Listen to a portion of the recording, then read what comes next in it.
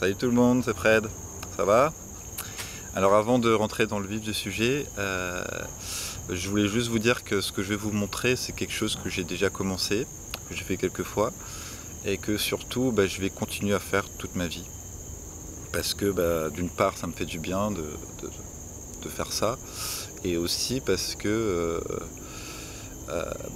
voilà, j'ai envie de faire quelque chose même si je sens que l'effondrement est certain et que j'ai plus d'espoir.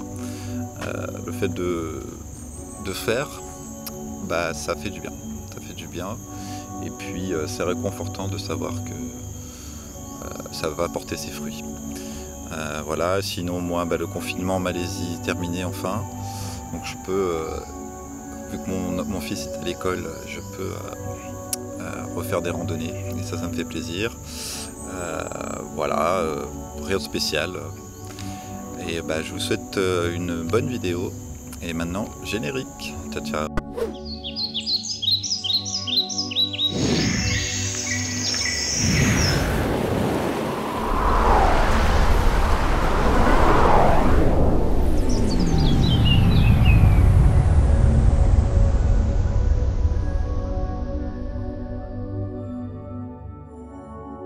La désobéissance fertile, qu'est-ce que c'est? Et moi j'ai envie de dire que chacun peut incarner sa définition selon ses moyens, selon son cheminement, ses possibilités.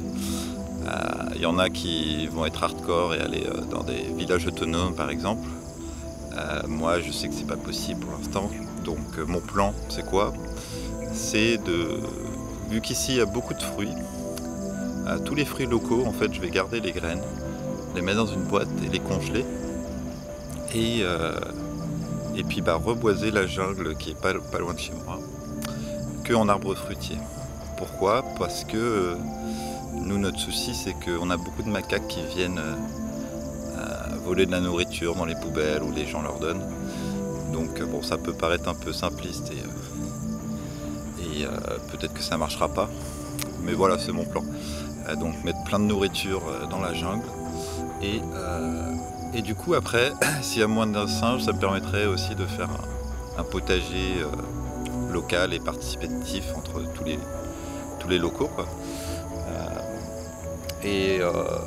Mais voilà, ça peut être aussi boycotter ce qui détruit le vivant, comme Coca, Nestlé ou Shell. Voilà, donc maintenant je vais montrer le petit spot que j'ai trouvé. Faut savoir que cette zone que vous voyez en ce moment, il y a 4 ou 5 ans, pour la première fois je suis venu faire cette randonnée, et tout ce qu'il y a là et jusqu'à là-bas, ce que vous voyez en ce moment, c'était que de la terre comme ça. Donc ça pousse très bien. C'est pour ça que je me dis que ça peut être un bon endroit. J'ai déjà planté une quinzaine de plants avec mon fils parce que je veux qu'il participe, je veux qu'il désobéisse fertilement avec moi.